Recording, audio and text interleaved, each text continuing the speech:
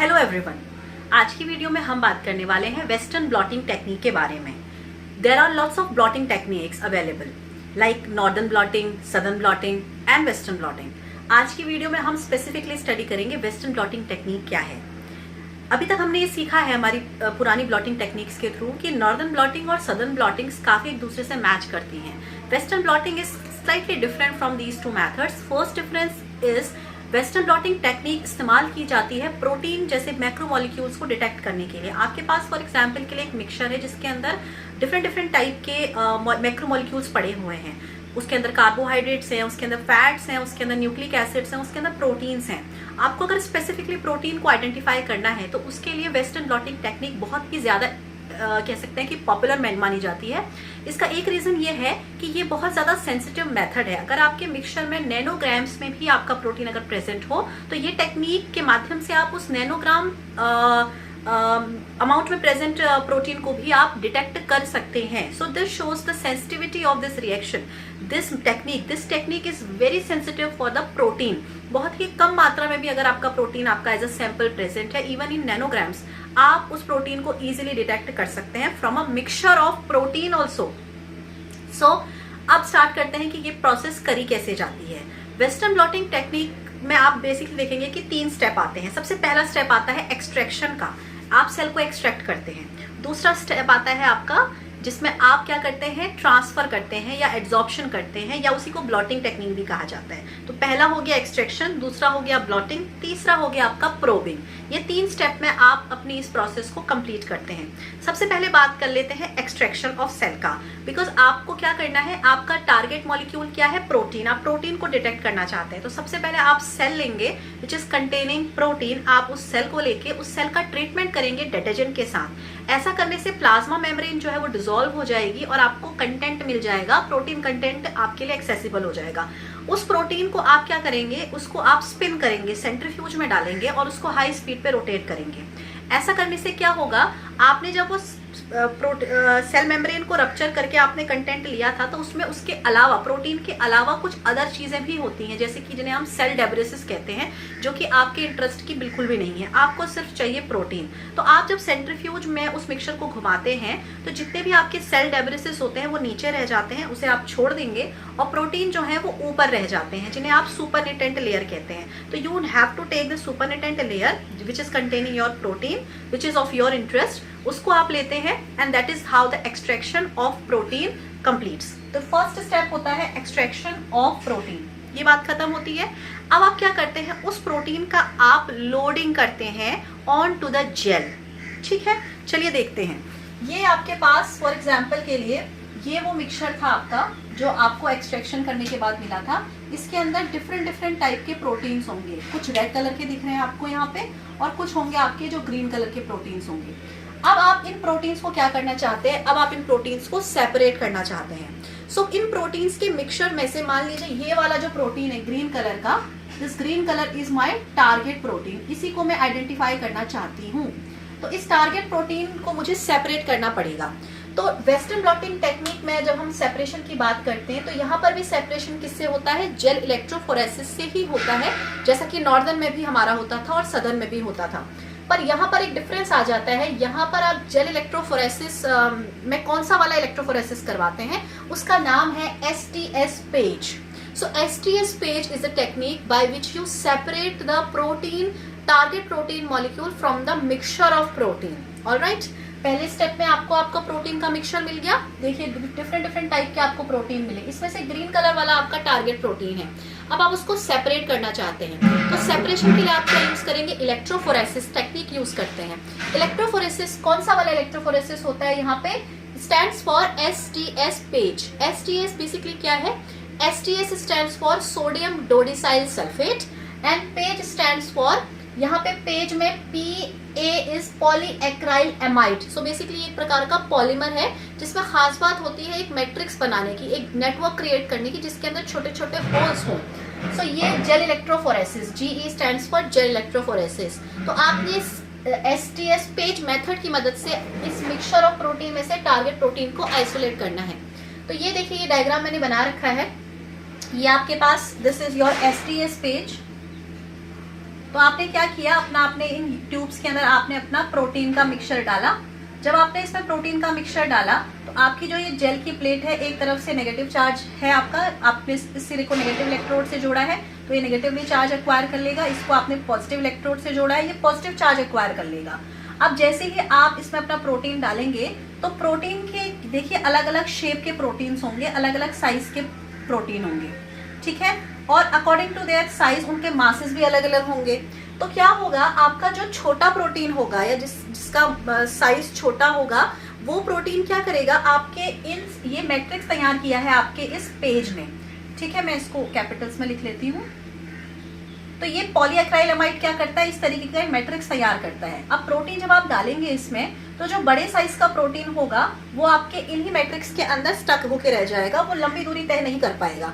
लेकिन जो इस मिक्सचर में प्रेजेंट छोटे प्रोटीन्स होंगे वो आपका मैट्रिक्स को क्रॉस करते करते कहाँ पहुंच जाएंगे, towards the end of your page, ठीक है। तो दिस इज हाउ आपको प्रोटीन्स जो है वो सेपरेटेड हो जाएंगे। सबसे नीचे आपको मिलेंगे जो सबसे स्मॉल साइज के प्रोटीन्स होंगे जिनका मास सबसे कम होगा, और ऊपर आपको जो शॉर्ट डिस्टेंसेस पर आपको प्रोटीन्स मिलेंगे वो होंगे आपके बड़े बड़े साइज के प्रोटीन।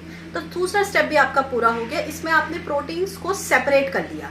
अब इसमें से मान लीजिए ये आपका प्रोटीन जो था वो टारगेट प्रोटीन था, ऑलराइट। अब आप टारगेट प्रोटीन आपको मिल चुका है, लेकिन अब आप इस टारगेट प्रोटीन को डिटेक्ट कैसे करेंगे। आपके पास अब आ चुके हैं छोटे छोटे साइज के प्रोटीन्स आ चुके हैं, लेकिन उस छोटे साइज के प्रोटीन में से भी कोई एक प्रोटीन होगा जो आपका टारगेट प्रोटीन है, उसको आप कैसे आइसोलेट करेंगे। उसके लिए आपको कुछ आइडेंटिफिकेशन टेक्निक यूज करनी पड़ेगी। उसके लिए आपको इस जेल को उठा के एक्सरे के ऊपर रखना पड़ेगा। देखिए आपको पता है, आप सॉदर्न ब्लॉटिंग में भी पढ़ चुके हैं कि gel is very delicate, it's very weak, इसकी हैंडलिंग प्रॉपरली नहीं हो सकती है। आप कागज को हैंडल कर सकते हैं, आप जेल को हैंडल नहीं कर सकते हैं, वो टूट सकता है। जब वो टूट जाएगा तो उस पे जो आपका टारगेट प्रोटीन होगा वो भी आपका वहां से हट जाएगा, रिटेन नहीं रहेगा। तो कैसे आप एक्सरे प्लेट के ऊपर डिटेक्शन कर पाएंगे। सो अगर आप 100% एक्यूरेट रिजल्ट चाहते हैं तो आपकी ये जो जेल है इस पे जो आपने आइसोलेट किया है आपका प्रोटीन, इसको आप क्या कराते हैं, इसको आप करवाते हैं ब्लॉट। क्या कराते हैं आप, इसकी ब्लॉटिंग कराते हैं। यानी कि ब्लॉटिंग का मतलब है एड्सॉर्प्शन। अब आप कैसे करवाएंगे, आप अपनी एक नाइट्रोसेलुलोज की एक मेम्ब्रेन लेंगे, जैसा हमने सदर्न ब्लॉटिंग में भी लिया था। तो हम एक नाइट्रोसेलुलोज की एक मेम्ब्रेन लेंगे।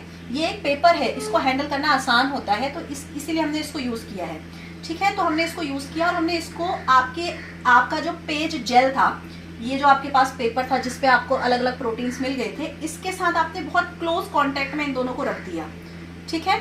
आपने जो आपकी ये थी मेम्ब्रेन थी उसको आपने नेगेटिव इलेक्ट्रोड से जोड़ दिया, ठीक है। यहाँ पे सारा नेगेटिव चार्ज है, और आपने जो ऊपर आपका पेज था इसको आपने पॉजिटिव टर्मिनल से जोड़ दिया। तो क्या हुआ आपका, अब आपका करंट फ्लो करना शुरू करेगा। जब करंट फ्लो करनी शुरू करेगी तो क्या होगा, आपके जो ये प्रोटीन मॉलिक्यूल्स थे ये आपका यहाँ से नीचे की ओर माइग्रेट करना शुरू करेंगे।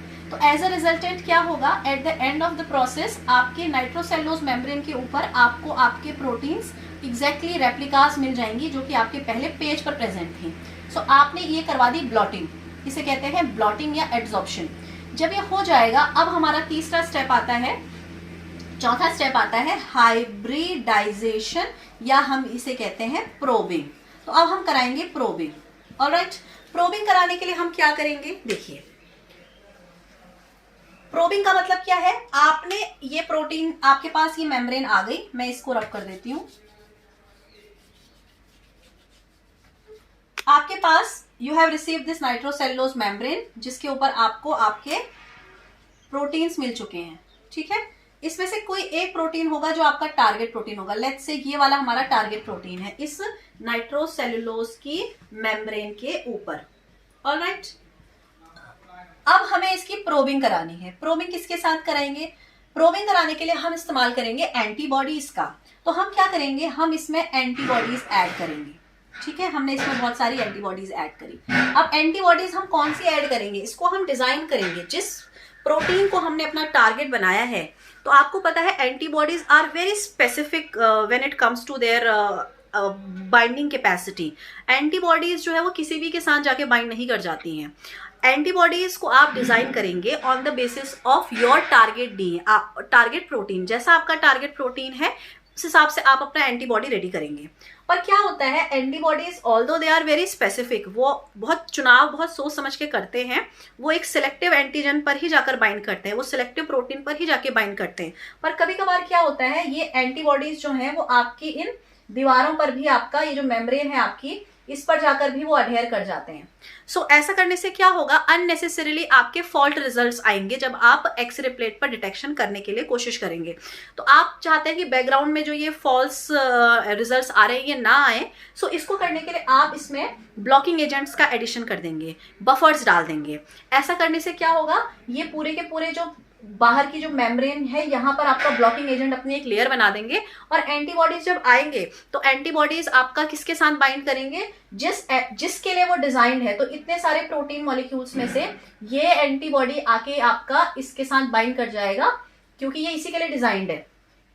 तो आपका क्या हुआ, आपके प्रोटीन ने एंटीबॉडी के साथ बाइंड कर लिया। जो फर्स्ट टाइम आपने एंटीबॉडी डाला था अपने प्रोटीन को बाइंड करने के लिए, इस एंटीबॉडी को कहा जाता है प्राइमरी एंटीबॉडी, 1 डिग्री एंटीबॉडी। इसके साथ एक प्रॉब्लम है, ये बता नहीं सकता कि यही मेरा टारगेट प्रोटीन है। यहाँ पर एग्जैक्टली इस पूरे के पूरे मेम्ब्रेन में ये वो जगह है जहां पर मेरा प्रोटीन प्रेजेंट है, ये नहीं डिटेक्ट कर सकता। क्यों? क्योंकि इसके पास कोई डिटेक्शन का कोई टूल नहीं है। ये रिपोर्ट नहीं कर सकता कि मैंने लोकेट कर लिया है, ओ यहीं पर आपका प्रोटीन है, आ जाओ। ये नहीं कर सकता। इसके लिए हमें क्या करना पड़ता है, इसके लिए हमें एक सेकंड एंटीबॉडी डालना पड़ता है, और उस सेकंड एंटीबॉडी की मदद से आप रिपोर्ट कर पाएंगे कि यहां पर वो एंटीबॉडी प्रोटीन प्रेजेंट है। तो क्या होगा, देखिए मैं इसको हटाती हूं। ये वो था आपका प्रोटीन, सॉरी ये वो था आपका प्रोटीन, ठीक है, दिस वाज द प्रोटीन। आपने जो एंटीबॉडी डाली वो जाके इस पर बाइंड कर गई, ये है आपकी प्राइमरी एंटीबॉडी।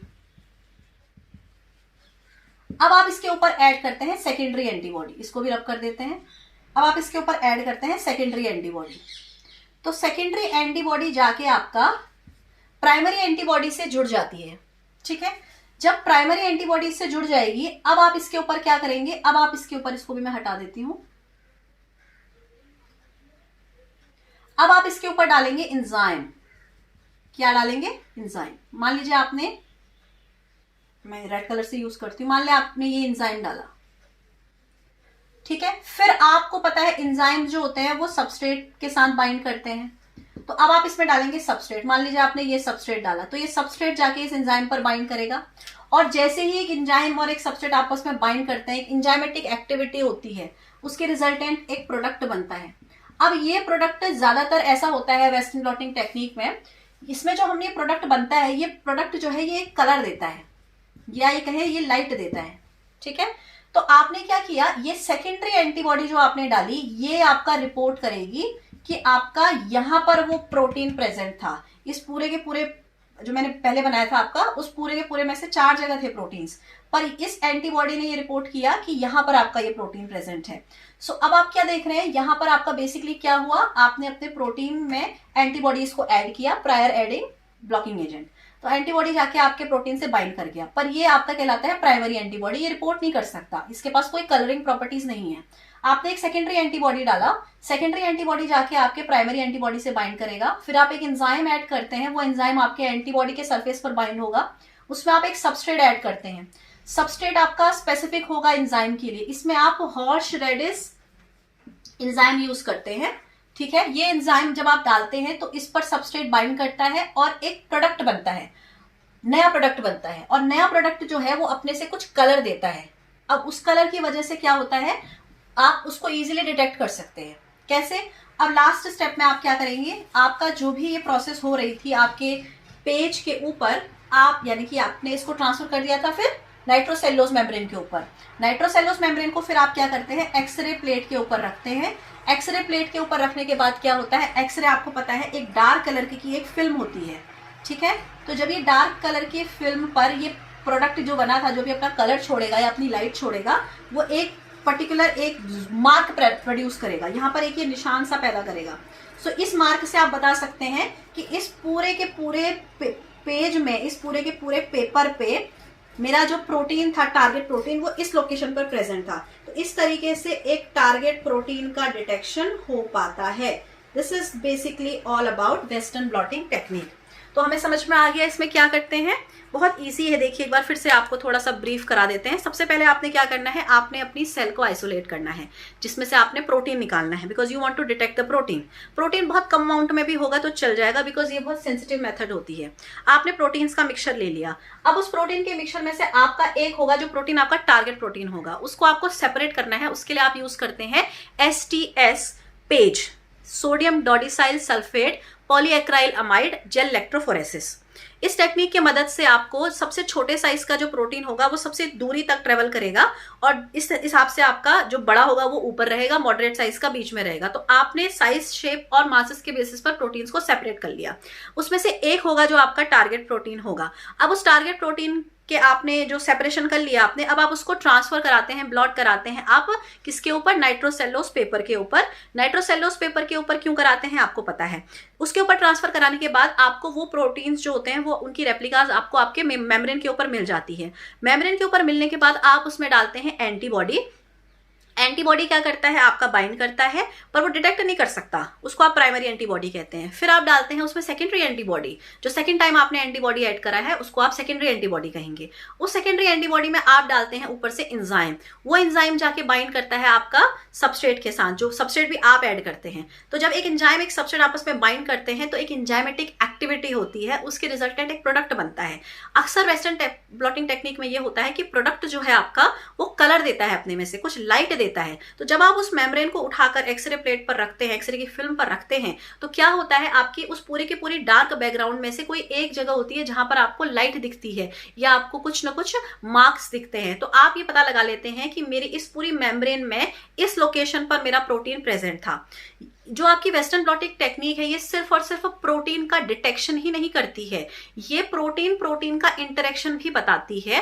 प्रोटीन प्रोटीन के इंटरेक्शन से हमारी बॉडी के अंदर बहुत सारे फिजियोलॉजिकल रिस्पॉन्सेस आते हैं।